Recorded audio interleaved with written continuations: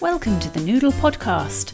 We are Kate and Max, and we love noodling on what we've learned by accident. This podcast is a space where we share how we get the best out of ourselves and the people we've worked with. In today's episode, we discuss the role of truth in interviews, business restructures, and briefing conversations. How does the truth change depending on your mood? And also, saucepans, because why not? Hello! Hello! Interesting topic today. Truth. The truth. What is the truth? The truth will set you free. The truth is such a big topic, isn't it? And in fact, we're chunking this up. So we're talking about the truth in this episode and lies in the next episode. But I think there might be some overlap. Absolutely. Yeah. Because I think you're right. As soon as we started talking about truth, we suddenly found it wasn't as straightforward as we thought. Yeah. So, where do we start? Should we start with whose truth is it anyway? Yes. Okay. So, if I think about whose truth is it anyway, it starts with that idea of when you're going to meet somebody else, you're working in an organisation, you're going to meet somebody else and... Like a client or a another stakeholder. senior person, something like that. Yeah. Or just a colleague maybe in a different department. Yeah. But you've never met them before, and then you do that thing where you say, so, what's Kate like? And then they tell you. Yeah. Yeah.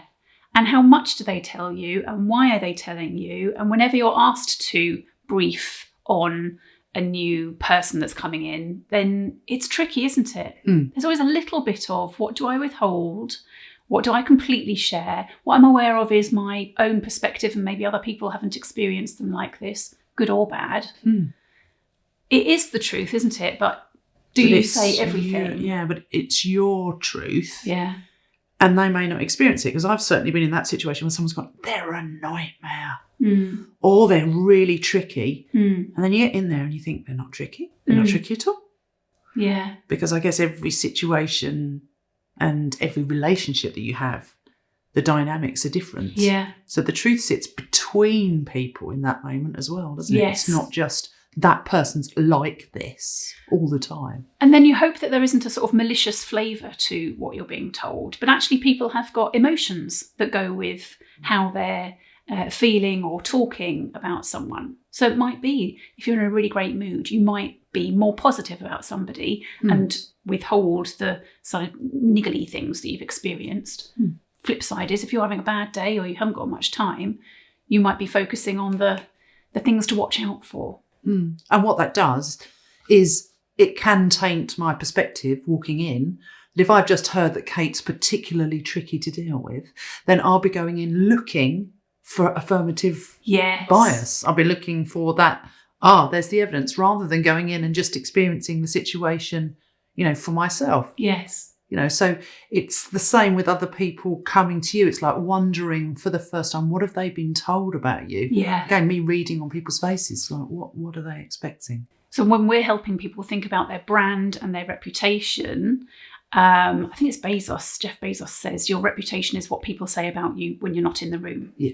But how much are you conscious of that, managing it, being authentic, having integrity, all of these things, which I think we all like to think we are, a truthful, honest person who can be trusted.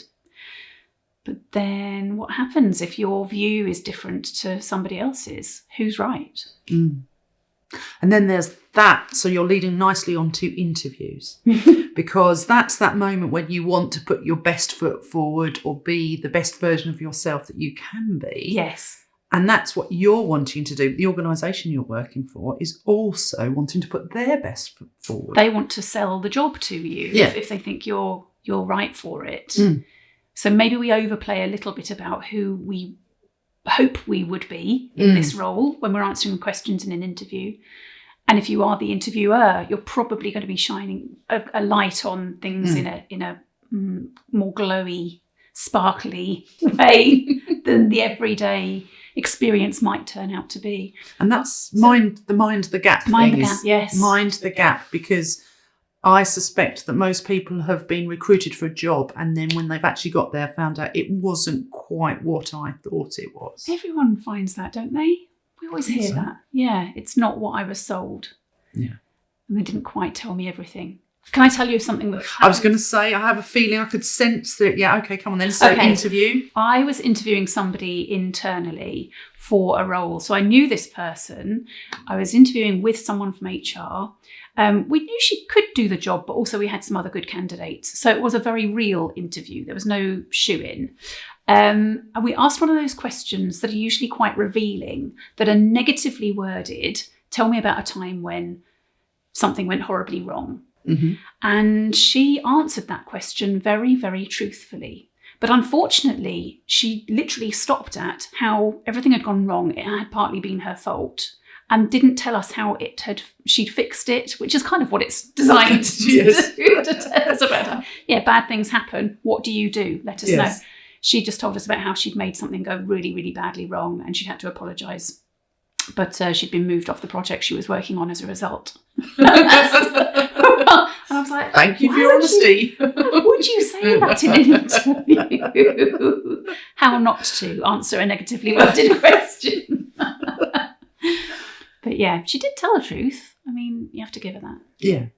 Well, I was just thinking that when we come to lies later in the next podcast, we'll talk about that as well. Because that sense of what is authentic, when do you tell the whole truth? But that's making me think about organisational situations where the truth, you're going to laugh at me when I say this, doesn't yet exist. So what do I mean by that? So I had the joy of working in the dizzy heights of complaint handling and regulatory reviews in my career, as you know. And one of the joys of working in that part of an organisation is that you find problems, but only after they gather cumulatively. Right. So there might be occasional things that go wrong and your job is to fix them, and that's fine. But then as things build, you'll get 3 or 4. Oh, hang on, a pattern's starting to emerge. Oh, 10 or 11. Oh, hang on a minute. I mean, I'm just picking a number. Yeah. Once it gets to a certain size, then it starts to look, okay, there is a problem here that we need to deal with. Yeah. And it's really interesting, that tipping point from, no, there's nothing wrong, to, oh, maybe there is, to, yes, there is. Yes. So the truth starts to change. Isn't that interesting? So the first 1 or 2 people who were complaining about something were right. But because it was only 1 or 2, in the scale of things, it wasn't enough necessarily to do something about. But when it's 10 or 11, that is really interesting. So I'm thinking about a business I worked with where a department had been saying for a long time, there's a project we're supposed to be delivering that can't possibly happen. The system we're being asked to integrate with our existing systems will not work. It just will not. And yet a lot of money had been thrown at this new system. There was a lot of other things riding on this. The board had gone public with the fact that they were investing in this new way of doing things. The people who were responsible for implementing it for years said, this cannot happen, it cannot happen, and were ignored. So that's interesting, isn't it? Because when is it that the truth comes out, but it's not listened to because you're seen as the negative team who always do this, or you're not powerful enough, you're not on the board, so your view isn't as important. Air quotes. It wasn't until they brought in an external consultancy to review why this system hadn't been implemented after millions of pounds had been spent on it over years. And the consultancy said this won't work. And it got pulled, which kind of made it even worse for the internal people who'd been flagging it all that time. They knew the truth, it wasn't listened to, and sometimes that has really serious consequences, doesn't it? It does. And I think there is willful blindness where people don't want to see what's really going on because it's going to be tricky or it's going to have implications for them, and people just are fearful, aren't they? They're fearful, or they're slightly scared. I mean, there's lots of reasons why. Or they think it won't change anything. Yeah. Yeah, I know. So that collective fingers in ears, I'm not listening, la la la la la la la. Yes. So, yeah. It's just too difficult, too painful to share the truth. Can I tell you about a time when the truth was shared and I really wish it hadn't been? You do know this is going out for public broadcast, don't you? So just maybe temper some of this if it's that bad. Maybe it's my perspective that made it toe-curlingly cringy. I worked for an organisation where they had a rule which was being broken by the most senior people. Mm-hmm. So, but it was a secret until one day they decided to come out and tell us. And the way they did it was everyone, I worked at the head office of this organisation, and everyone in head office was called to the boardroom for an announcement, which always makes you go, oh no, yes, what is it? I was very junior at the time. I just worked in the office, doing sort of, paper pushing stuff. Yeah. So I was a nobody in this organisation. So being asked to come to the boardroom for a big announcement made me think like, oh, crikey, this is really something. In the boardroom waiting for us were the chief executive, nice old chap. We'd met his wife and his children. He was sitting there holding hands with one of the directors, not his wife. Oh, God, no. My toes are curling already. Really? She was the least popular director, I've got to say, as well. Oh. And so we're all in there kind of doing swivelly eyes at each other. We were asked to sit down, and then they shared with us that they had been... they didn't say they've been having an affair. The way the chief executive, old chap, little half-moon glasses, the way he put it was,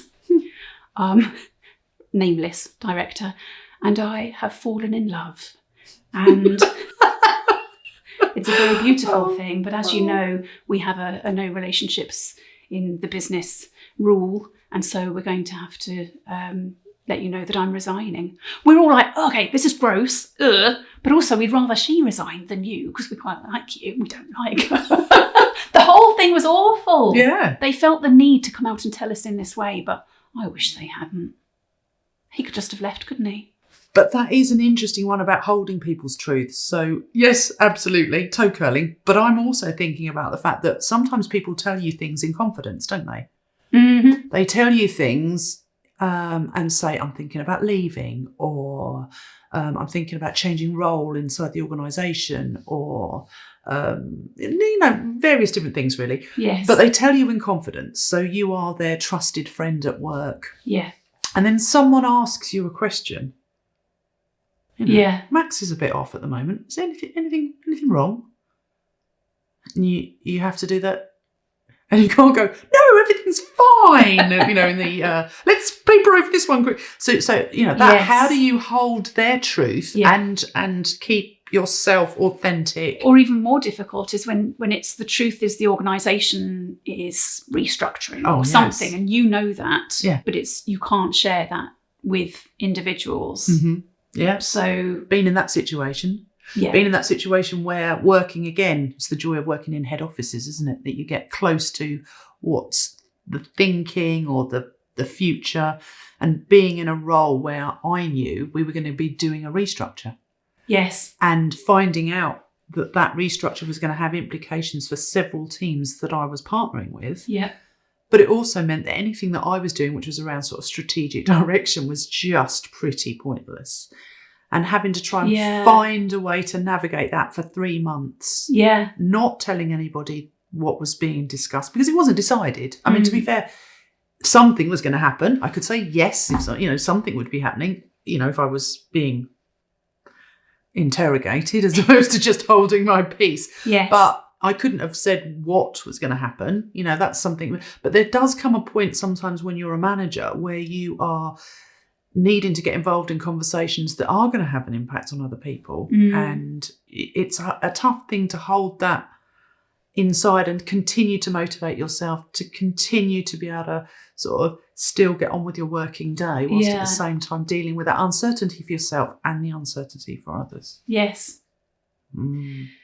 So, in terms of the truth, it is a really big thing, isn't it? Many people would say, yes, I can be trusted.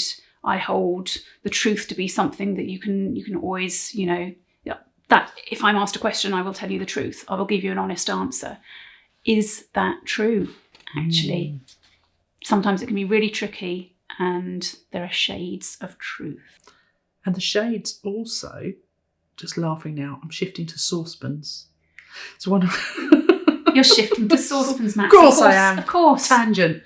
Is our truth can be the same. It can be different, in the same situation. So where you're sitting and the perspective you have on a situation, Yes. and where I'm sitting and the perspective I have on the situation, they're both our truth, aren't they? Yeah. And I say saucepans because I always joke when I'm trying to explain this to other people, which is that my husband and I look at things from a very different perspective, but often probably are saying the same thing just in different ways. And if you've got a set of 5 saucepans, I say they're 2 down from the top and he'll say they're 2 up from the bottom. And it's the same saucepan in the middle, but we're just coming at things from a different angle. You're screwing your face up. It's really hurting my head. I think I need to go and have a look at the saucepans to understand this. Yes. Actually, we do that. We'll be saying that. It sounds like we're disagreeing. We're not. We're just saying things in a different way. I think that happens a lot. I think I always use the phrase, we're violently agreeing. Absolutely. Yes. You're not wrong. So I think that's as much as we can cover in our podcast today. But next time we'll be talking about the thorny topic of lies and the flip side of the truth, I guess. Yes. So what noodles do we think are useful for people to around the truth? Yeah. Well, trust equation is an Trust obvious equation, one. yeah. Authority, presence and impact, which is API. how are you holding yourself, integrity. What about the energy investment model? Yes. That kind of who are you at any given moment and how that then flavours what you say and what you share. Anything else? No, I think they're the key ones. Plus, if we're going to recommend a book, then Margaret Heffernan, Wilful, Blindness is a really good one, thinking about those workplace situations when we either can or cannot really tell the truth. Excellent. All right. See you next time. See you next time. The truth will set you free. You can find a reminder of the book and noodles we've mentioned in this episode's blurb and get daily snippets on Instagram at noodle_space. Don't forget to subscribe, share and leave us a review. We love hearing your stories too on the chat at www.noodle.space.